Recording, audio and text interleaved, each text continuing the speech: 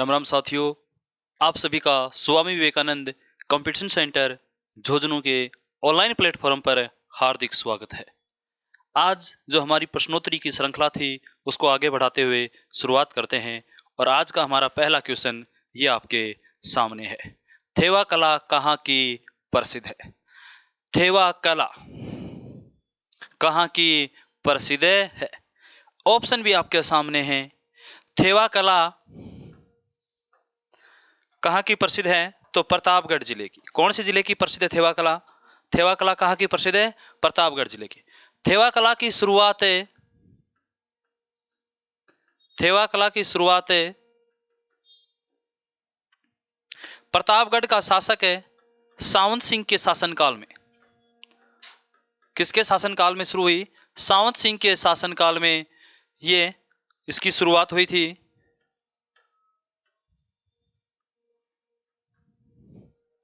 सावंत सिंह के शासनकाल में थेवा कला की शुरुआत होती है। थेवा कला की बात करें तो हरे रंग के कांच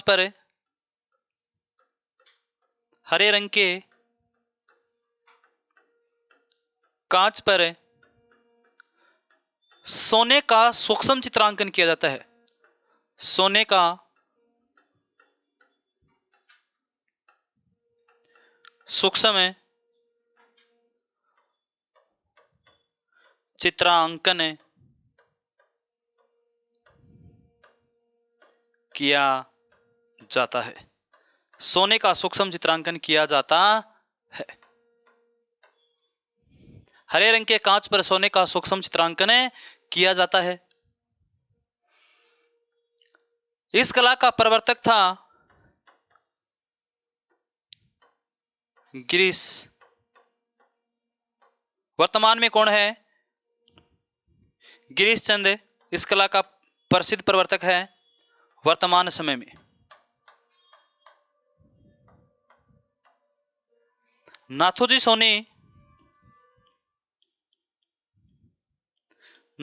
सोनी इस कला के प्रवर्तक थे और गिरीश कुमार वर्तमान में प्रसिद्ध कलाकार हैं। ये थेवा कला है, ये कौन से जिले की प्रसिद्ध है? प्रतापगढ़ जिले की प्रसिद्ध है। बीकानेर जिले की तो उस्ता कला प्रसिद्ध है। बीकानेर जिले की कौन सी कला प्रसिद्ध है? उस्ता कला प्रसिद्ध है। जयपुर की मीनाकारी प्रसिद्ध है जयपुर की। ब्लू पोट्री प्रसिद्ध है जयपुर की। ब्लू पोट्री भी जयपुर की प्रसिद्ध है। जबकि चित्तौड़ बस्सी की क्या है? काष्ठ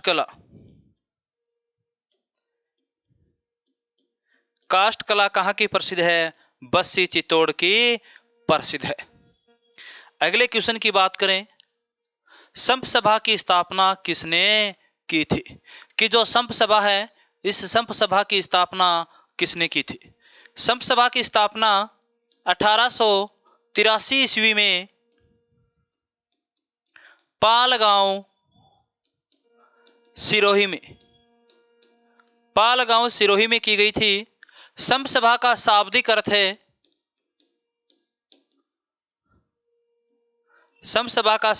होता है भाईचारा। संप सभा का शाब्दिक अर्थ क्या है? भाईचारा है। और संप सभा की स्थापना दयानंद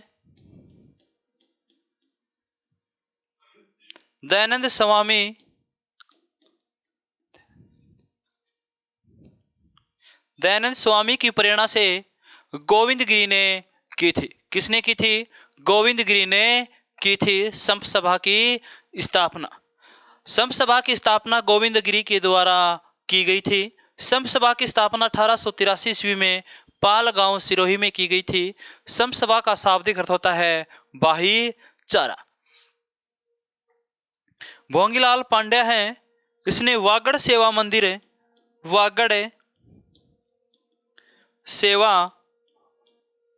मंदिर की स्थापना की। वागड़ सेवा मंदिर की स्थापना की।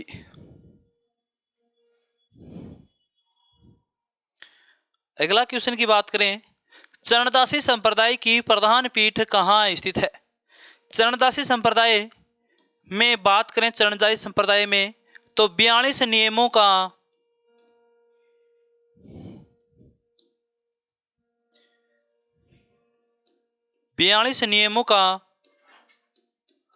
पालन किया जाता है। चरणदासी संप्रदाय में कितने नियमों का पालन किया जाता है? 42 नियमों का पालन किया जाता है। चरणदासी ने ही भविष्यवाणी की थी, भविष्यवाणी की मोहम्मद शाह रंगीला के शासनकाल में। मोहम्मद शाह रंगीला के शासनकाल में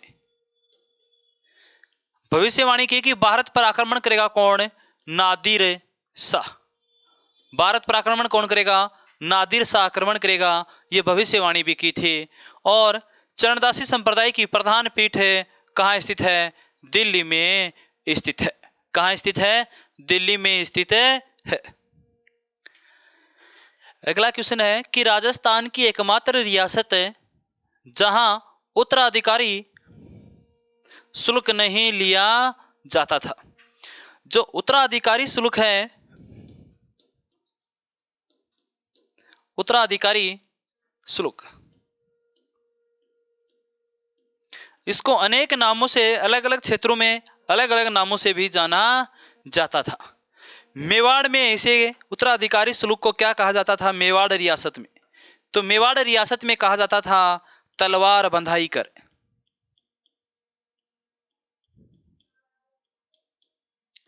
क्या कहा जाता था? तलवार बंधाई कर कहा जाता था।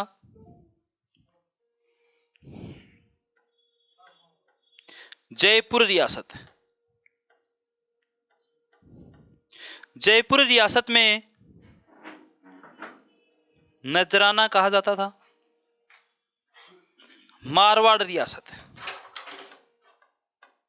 मारवाड़ रियासत, मारवाड़ रियासत में से पेशकशी, पेशकशी, हुक्मनामा कर के नाम से जाना जाता था। उत्तराधिकारी शुल्क की शुरुआत की बात करें कि उत्तराधिकारी शुल्क की शुरुआत किसने की थी, तो मोटा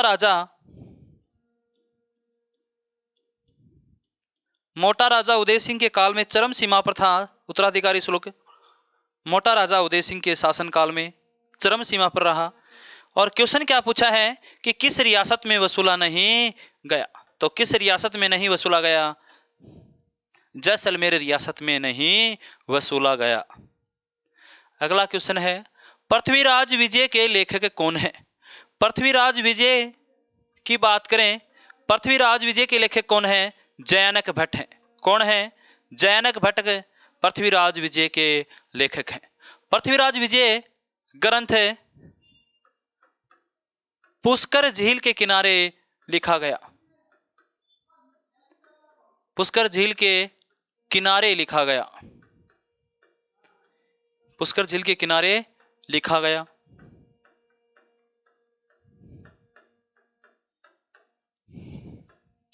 इस ग्रंथ में तराइन के युद्धों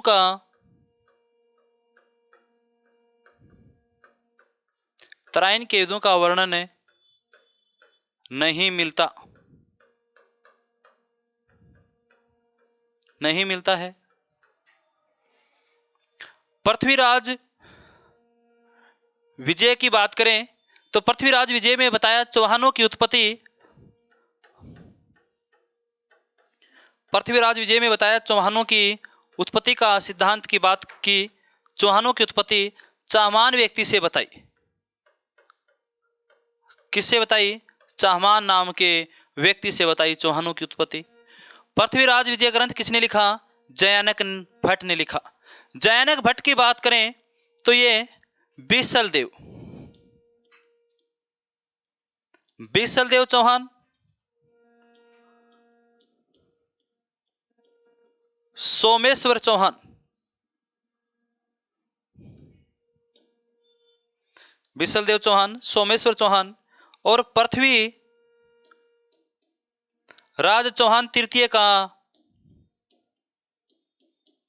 दरबारी कवि था। दरबारी कवि था। जयानक भट्ट जम्मू कश्मीरी एक पंडित था। जयानक भट्ट का संबंध किससे था? जम्मू कश्मीर से जयानक भट्ट का संबंध था। जयानक भट्ट ने ही बिसलदेव को या विग्रहराज चतुर्थ को कवि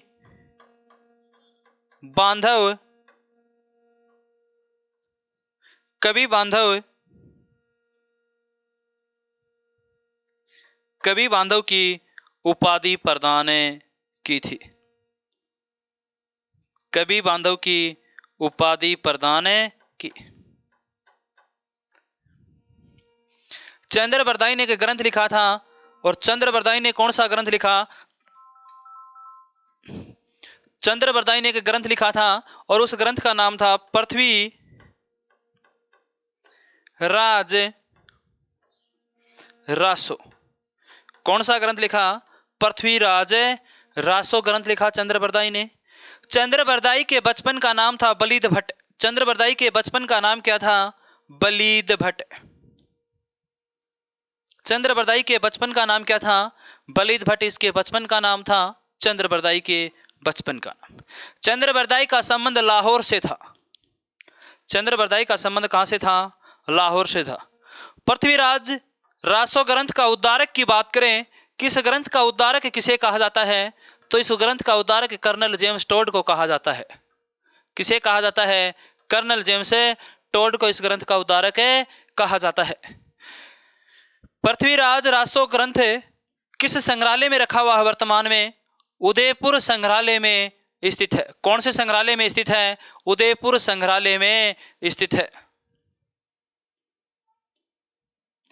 उदयपुर संग्रहालय में कहाँ स्थित है? उदयपुर संग्रहालय में स्थित है पृथ्वीराज रासो ग्रंथ। पृथ्वीराज रासो ग्रंथ को पूर्ण बलीद भट्ट का पुत्र था जलहण। बलीद भट्ट का पुत्र था जलहण, उसने पूरा किया था। और हमारा क्वेश्चन क्या था? पृथ्वीराज विजय के लेखक कौन है? तो कौन है? जयानक भट्ट। अगला क्वेश्चन है, सती प्रथा को सबसे पहले कब और कहां गैर कानूनी घोषित किया गया? बात है सती प्रथा की कि सती प्रथा को सबसे पहले किसने गैर कानूनी घोषित किया? तो ये किया 1822 ईस्वी में बूंदी रियासत में। और इस समय बूंदी का शासक था विष्णु सिंह। कौन था?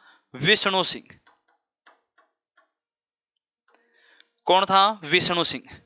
सती प्रथा पर रोक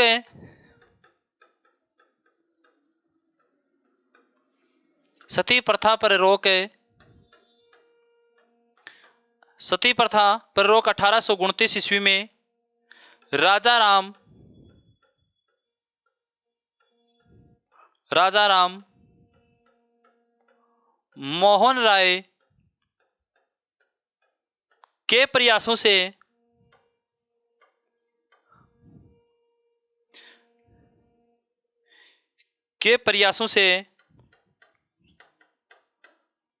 से लॉर्ड विलियम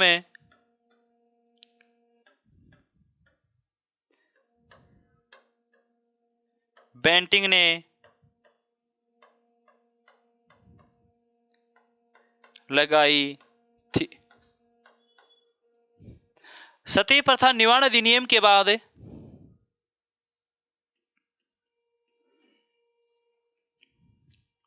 सती प्रथा निवारण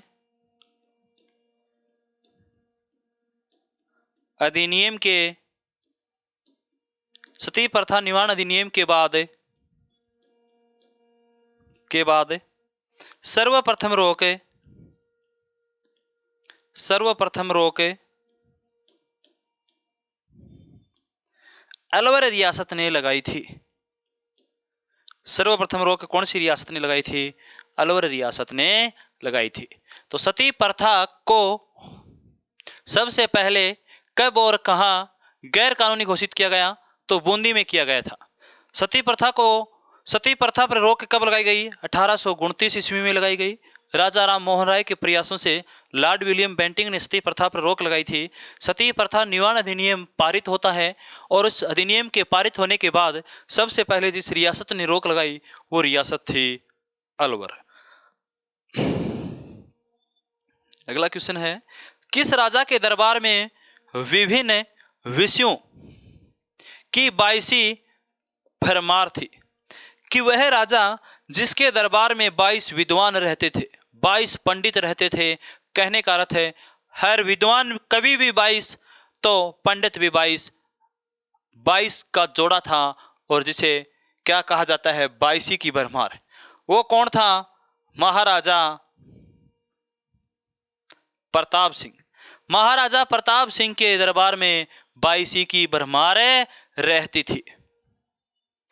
अगला क्वेश्चन है, चौहान राजवंश का संस्थापक शासक था। चौहान राजवंश की स्थापना की बात करें तो इसकी स्थापना सांबर के आसपास होती है। चौहान वंश की स्थापना सांबर के आस पास 551 ईस्वी में हुई।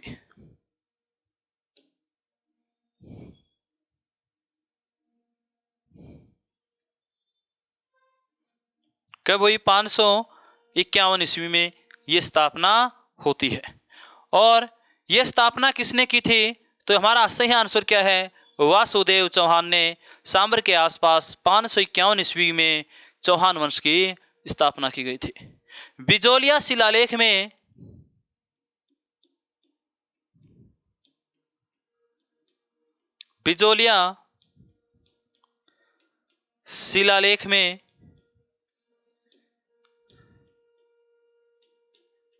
शिलालेख में चौहानों को वत्स्य गोत्र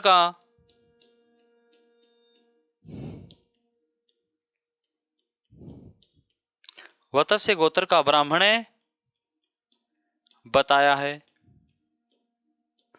वत्स्य गोत्र का क्या बताया है? ब्राह्मण बताया है। बिजोलिया शिलालेख के अनुसार ही सांबर झील का निर्माण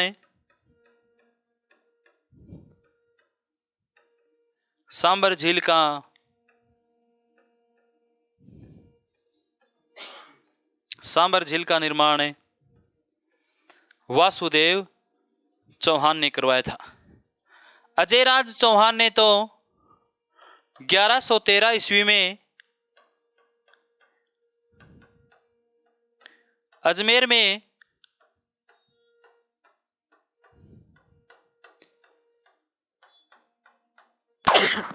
सॉरी 1113 ईस्वी में अजमेर में चौहान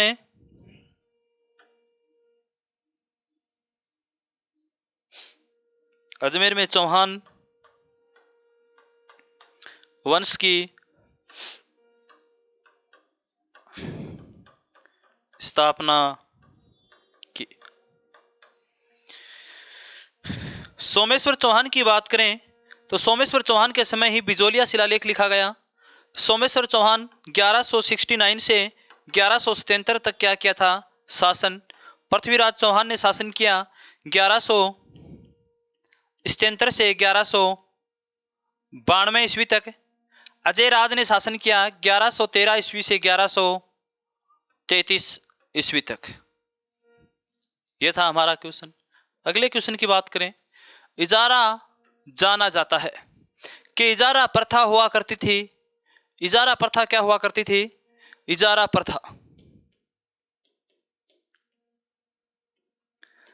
प्रथा एक ठेका प्रणाली हुआ करती थी। ठेका प्रणाली प्रथा क्या हुआ करती थी? ठेका प्रणाली प्रथा। किसी व्यक्ति ने एक गांव है और उस गांव का नाम है ए। उस गांव का नाम क्या है? ए। ये पूरा का पूरा एक गांव है ये नाम का।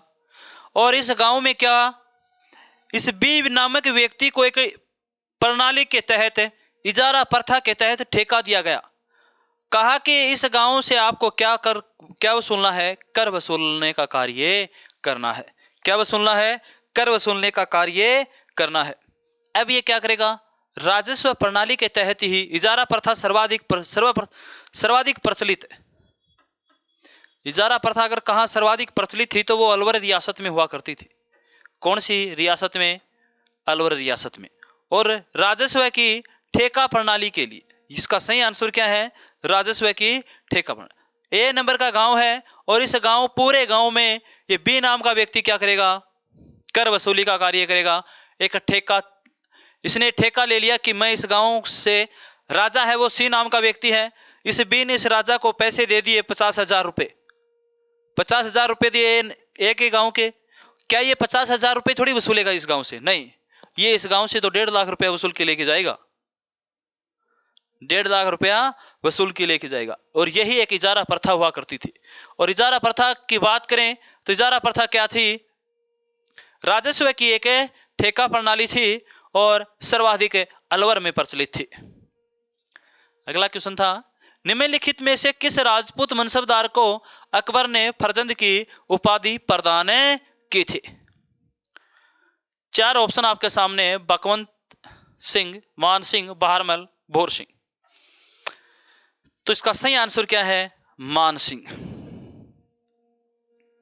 बात करें मान सिंह की, कि मान सिंह का जन्म 1550 ईस्वी में आमेर में हुआ। इसका जन्म 1550 ईस्वी आमेर में हुआ था। इसके पिता का नाम, किसका पुत्र था ये, किसका छोरा था ये था भगवंत दास का लड़का। भगवंत दास का क्या था, पुत्र था, और भारमल का पोतर था। 1562 ईस्वी में अकबर की सेवा में चला गया था। अकबर की सेवा में चला गया था।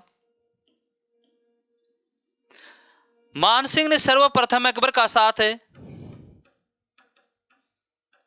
मान सिंह ने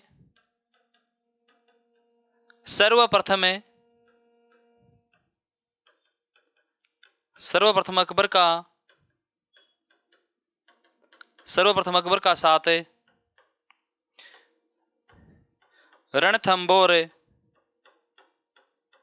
रणथंबोर अभियान में दिया।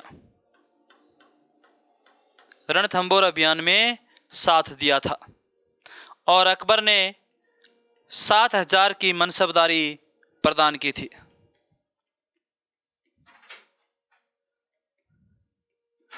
7,000 की मनसबदारी प्रदान की थी अकबर ने मान सिंह को। हल्दी घाटी युद्ध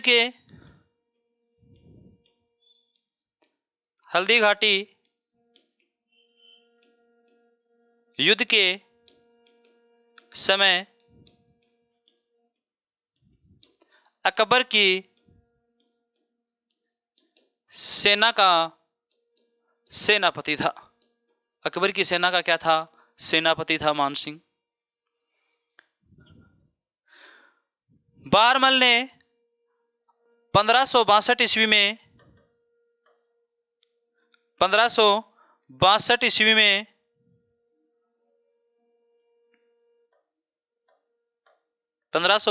में बहारमल ने अकबर की अधीनता स्वीकार की। अकबर की अधीनता स्वीकार की। अकबर की अधीनता क्या कर ली, स्वीकार कर ली। जयपुर नगर के वास्तुकार थे। जयपुर शहर कब बसाया गया, 1727 में। और किसको केंद्र मान के बसाया, शिकार होदी को। किसको केंद्र मान के, शिकार होदी को केंद्र मान के जयपुर शहर बसाया गया था। किस व्यक्ति ने बसाया जयपुर शहर, तो सवाई जय सिंह ने जयपुर शहर बसाया था। आधुनिक जयपुर का निर्माता किसे कहा जाता है, मिर्जा इस्माइल को। आधुनिक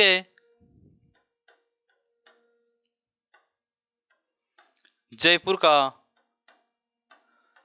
निर्माता। आधुनिक जयपुर का निर्माता किसे कहा जाता है? मिर्जा इस्माइल को कहा जाता है। और इसका सही आंसर क्या है? विद्याधर भट्टाचार्य। सही आंसर क्या है? विद्याधर भट्टाचार्य इसका एकदम राइट आंसर है कि जयपुर शहर का वास्तुकार कौन था? विद्याधर भट्टाचार्य। जयपुर शहर का वर्णन किस ग्रंथ में मिलता है? बुद्ध विलास ग्रंथ में। किस ग्रंथ में मिलता है? बुद्ध विलास ग्रंथ में। बुद्ध विलास ग्रंथ में इसका क्या मिलता है? वर्णन मिलता है। अगला क्वेश्चन है, हरविलास शारदा ने भारत का प्राचीनतम गिरि दुर्ग किसे बताया है? हरविलास शारदा है, इसने भारत का प्राचीनतम दुर्ग किसे बताया है? गिरि दुर्ग की बात कर रहे हैं। भटनेर दुर्ग हनुमानगढ़ जिले में स्थित है। हनुमानगढ़ जिले में। राजस्थान का प्राचीनतम दुर्ग है। तारागढ़ दुर्ग 2 है राजस्थान में। एक तारागढ़ दुर्ग बूंदी में है, दूसरा तारागढ़ दुर्ग अजमेर में है। दूसरा तारागढ़ दुर्ग कहाँ है? अजमेर में।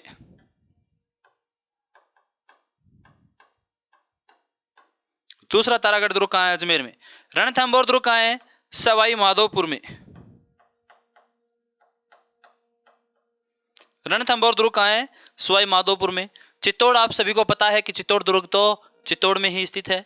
और प्रश्न क्या पूछा है कि नाम दिया है आपको, हरविलास शारदा ने गिरि दुर्ग किसे बताया है? तो इसका सही आंसर क्या होगा? तारागढ़ दुर्ग अजमेर को। तारागढ़ अजमेर को बताया हरविलास शारदा ने कि ये राजस्थान का प्राचीनतम या भारत का प्राचीनतम गिरि दुर्ग है। बात करें तारागढ़ दुर्ग अजमेर की। तारागढ़ दुर्ग अजमेर। बात करें अपने तारागढ़ दुर्ग अजमेर की। तारागढ़ दुर्ग का निर्माण 1113 ईस्वी में अजय राज चौहान ने करवाया था। अजय राज चौहान ने करवाया था। तारागढ़ दुर्ग किस पहाड़ी पर स्थित है? बेठली पहाड़ी पर। बेठली पहाड़ी पर है। तारागढ़ दुर्ग को ही अरावली का अरमान कहा जाता है। अरावली का अरमान। तारागढ़ दुर्ग को अरावली का अरमान कहा जाता है। तारागढ़ दुर्ग को ही राजस्थान का हृदय दुर्ग कहा जाता है। राजस्थान का हृदय दुर्ग, हृदय दुर्ग कहा जाता है। तारागढ़ दुर्ग पर सर्वाधिक स्वदेशी आक्रमण हुए। तारागढ़ दुर्ग पर सर्वाधिक स्वदेशी आक्रमण हुए। तारागढ़ दुर्ग पर सर्वाधिक स्वदेशी आक्रमण हुए थे। और इस तारागढ़ दुर्ग का पुराना नाम या प्राचीन नाम की बात करें, पुराना नाम, तो इसका नाम हुआ करता था अजमेरू दुर्ग। कौन सा दुर्ग हुआ करता था? अजमेरू दुर्ग हुआ करता था। सर्वाधिक विदेशी आक्रमण, सर्वाधिक विदेशी आक्रमण, सर्वाधिक विदेशी आक्रमण किस दुर्ग पर हुए थे? तो भटनेर दुर्ग पर सर्वाधिक विदेशी आक्रमण हुए। जबकि स्वदेशी आक्रमण सर्वाधिक तारागढ़ दुर्ग अजमेर पर हुए थे। गौरी शंकर हीराचंद ओझा ने पौराणिक देवताओं का अमूल्य कोष किसे कहा है? इसरलाट का निर्माण 1739 ईस्वी में सवाई ईश्वरी सिंह ने करवाया था। सवाई ईश्वरी सिंह ने करवाया था। हवा महल का निर्माण 1799 ईस्वी में, हवा महल का निर्माण 1799 ईस्वी में सवाई प्रताप सिंह ने करवाया था। खेतड़ी महल का निर्माण खेतड़ी के शासक भोपाल सिंह ने करवाया था। और हीराचंद, गौरी शंकर हीराचंद ओझा ने पौराणिक देवताओं का अमूल्य कोष किसे बताया है? विजय स्तंभ को बताया है। विजय स्तंभ का निर्माण की बात करें तो 1440 से लेकर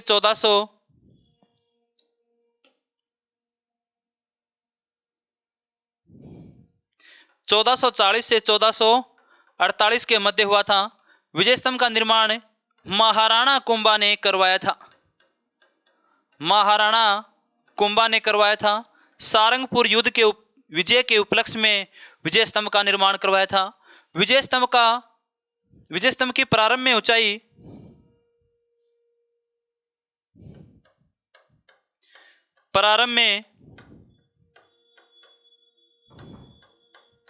विजय स्तंभ की प्रारंभ में ऊंचाई 120 फीट थी। विजय स्तंभ की वर्तमान में ऊंचाई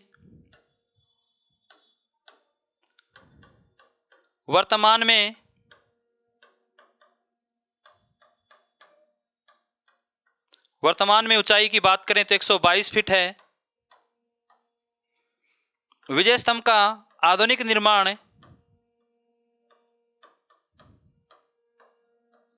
राय मल ने करवाया।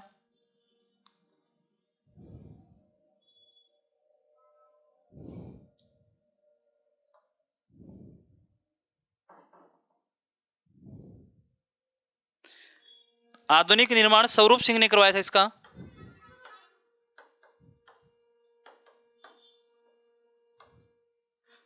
विजय स्तंभ के ऊपर है 15 अगस्त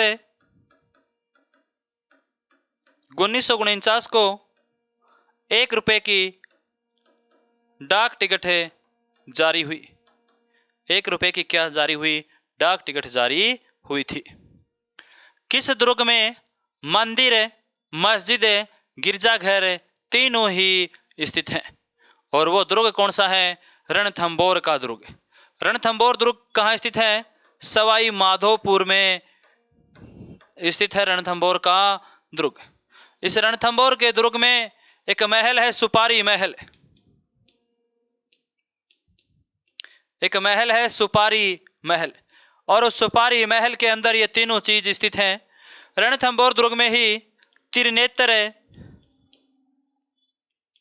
त्रिनेत्र गणेश जी का मंदिर है। त्रिनेत्र गणेश जी का क्या है? मंदिर है।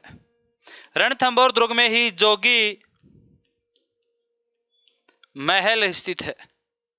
रणथंभौर दुर्ग में ही पद्मला तालाब स्थित है।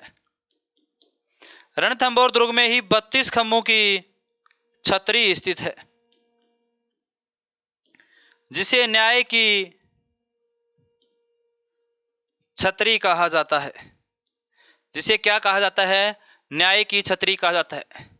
रणथंभौर दुर्ग में राजस्थान का प्रथम साका 1301 11 जुलाई 1301 में हुआ। 11 जुलाई 1301 में रणथंभौर दुर्ग में प्रथम क्या होता है? साका। इस समय केसरिया का नेतृत्व हुआ हमीरदेव चौहान के नेतृत्व में। केसरिया का नेतृत्व किसमें हुआ? किसने किया? हमीरदेव चौहान ने। जबकि जौहर का नेतृत्व हुआ रंगदेवी के नेतृत्व में। और इस प्रकार से राजस्थान का प्रथम साका हुआ इस दुर्ग में। मेहरानगढ़ दुर्ग जोधपुर जिले में स्थित है। चिड़िया टूक पहाड़ी पर स्थित है। कोमलगढ़ दुर्ग राजसमंद में है। किस दुर्ग की आकृति सूप छाजले के समान है? बताओ आंसर इसका। किस दुर्ग की आकृति किसके सूप या छाजले के समान किस दुर्ग की आकृति है? सिवाना दुर्ग तो बाड़मेर में स्थित है। सिवाना दुर्ग तो बाड़मेर में स्थित है। जालोर का किला जालोर में स्थित है। और तारागढ़ तो राजस्थान में 2 हैं, एक अजमेर और एक बूंदी में है। दौसा का किला दौसा में ही स्थित है। और दौसा के किले का निर्माण की बात करें तो इसका निर्माण बड़गुजरों ने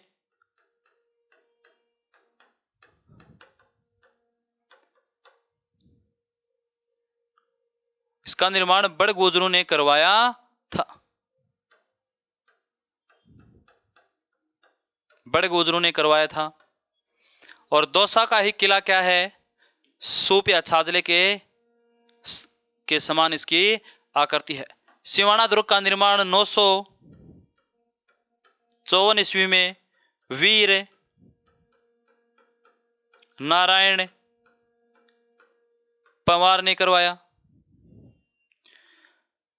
वीर नारायण पंवार ने इस दुर्ग का निर्माण करवाया। 1308 ईस्वी में इस दुर्ग में प्रथम साका हुआ। दूसरा साका 1589 ईस्वी में हुआ। जालोर दुर्ग में साका हुआ 1311 ईस्वी में। अगला क्वेश्चन है, राजस्थान में लोक नाट्य का जन्मदाता किसे माना जाता है? श्रीलाल जोशी का संबंध तो फट चित्रकला से है।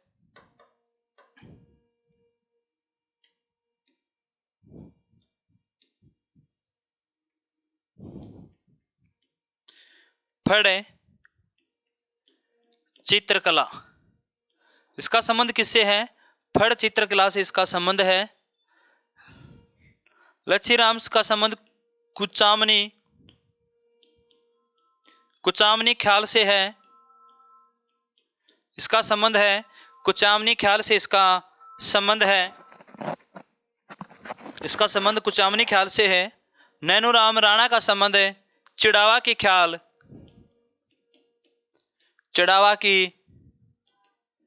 ख्याल से है। और लोक नाट्य का जन्मदाता किसे माना जाता है? कन्हैयालाल पंवार को माना जाता है। अगला क्वेश्चन आपके सामने, किस देवी के मंदिर को दरगाह कहा जाता है? कि किस देवी के मंदिर को दरगाह कहा जाता है? तो सुगाली माता के मंदिर है। सुगाली माता का मंदिर तो हुआ पाली में है। इसका सही आंसर क्या है? आई माता। आई माता के मंदिर को क्या कहा जाता है? दरगाह कहा जाता है। आई माता ने 11 डोरा पंथ की स्थापना की। 11 डोरा पंथ की क्या की? स्थापना की थी आई माता ने।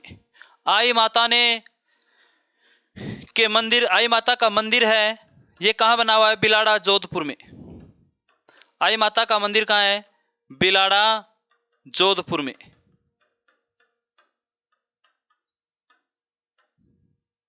आई माता के मंदिर में नीम की पत्तियों की पूजा की जाती है। आई माता के मंदिर से दीपक से, आई माता के मंदिर के दीपक से केसर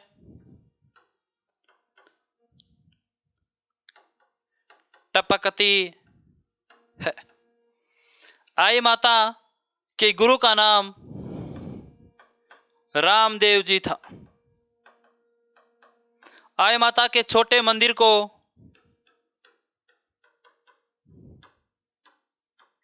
बडेर कहा जाता है। आई माता के छोटे मंदिर को क्या कहा जाता है? बडेर कहा जाता है। आई माता का मेला हर माह की शुक्ल द्वितीया को आयोजित होता है। अगला क्वेश्चन है, यादव राजवंश की कुल देवी है। विरात्रा माता का मंदिर चौहाटन बाड़मेर में। चौहाटन बाड़मेर। जुमुआई माता का मंदिर है जयपुर। शिला देवी का मंदिर भी कहाँ है? जयपुर। और केला देवी का मंदिर है करौली। कहाँ स्थित है? करौली। और इसका सही आंसर क्या है? केला देवी। केला देवी की बात करें, केला देवी का मंदिर करौली जिले में स्थित है। केला देवी के मंदिर का निर्माण 1900 ईस्वी में गोपाल सिंह के द्वारा करवाया गया था। किसके द्वारा करवाया गया था? गोपाल सिंह के द्वारा करवाया गया था। इस मेले में लांगुरिया नृत्य या लांगुरिया गीत गाया जाता है।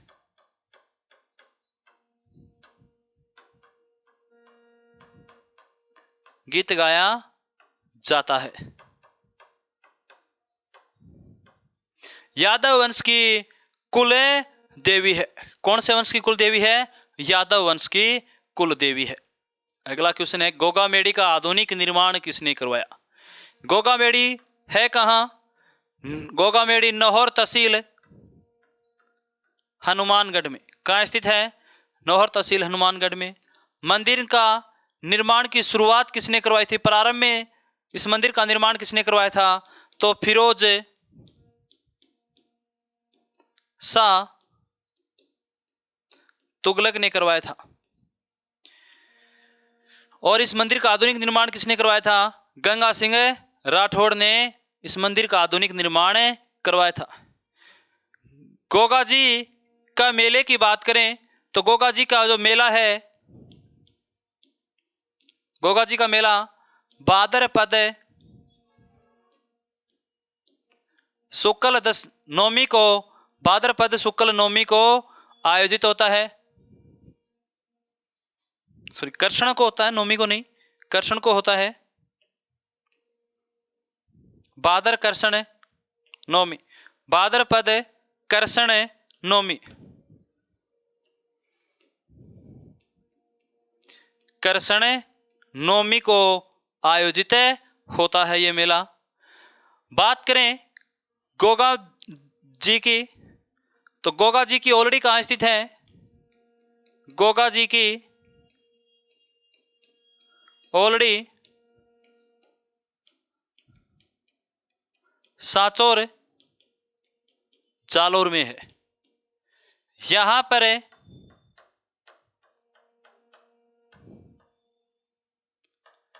पर गोगा जी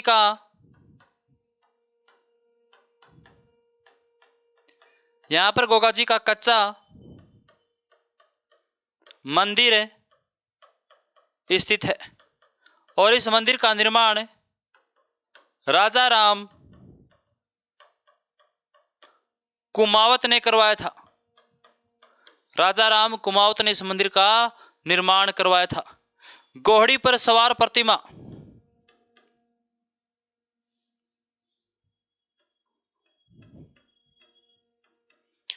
घोड़ी पर सवार प्रतिमा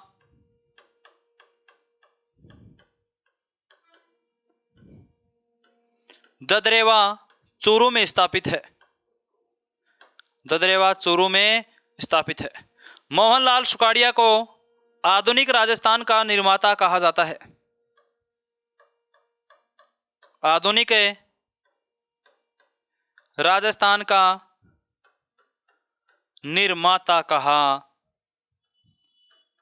जाता है। निर्माता कहा जाता है।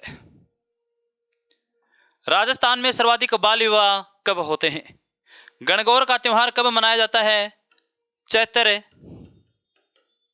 शुक्ल तृतीया को। गणगौर का त्योहार कब मनाया जाता है? चैत्र शुक्ल तृतीया को। अखातीज का त्योहार कब मनाया जाता है? बैसाख शुक्ल तृतीया को। छोटी तीज का त्योहार कब मनाया जाता है? श्रावण शुक्ल तृतीया को। हरतालिका तीज त्योहार कब मनाया जाता है? भाद्रपद शुक्ल तृतीया को। गणगौर चैत्र शुक्ल तृतीया, अखातीज बैसाख शुक्ल तृतीया, छोटी तीज श्रावण शुक्ल तृतीया, हरतालिका तीज भाद्रपद शुक्ल तृतीया। सर्वाधिक बाल विवाह होते हैं आखा तीज के दिन। इस आखा तीज को अक्षय तृतीया भी कहा जाता है। अक्षय तृतीया भी कहा जाता है आखा तीज को। आखा तीज पर सर्वाधिक क्या होते हैं? इस दिन सर्वाधिक बाल विवाह होते हैं। इस दिन सर्वाधिक क्या होते हैं? बाल विवाह होते हैं। आखा तीज अक्षय तृतीया एक अभुज सावा है। क्या है? अभुज सावा है। अभुज सावा है। और इस दिन किसान हल व अनाज की पूजा करे, वर्षा की कामना करते हैं। इसी दिन सतयुग व त्रेता युग प्रारंभ हुआ था।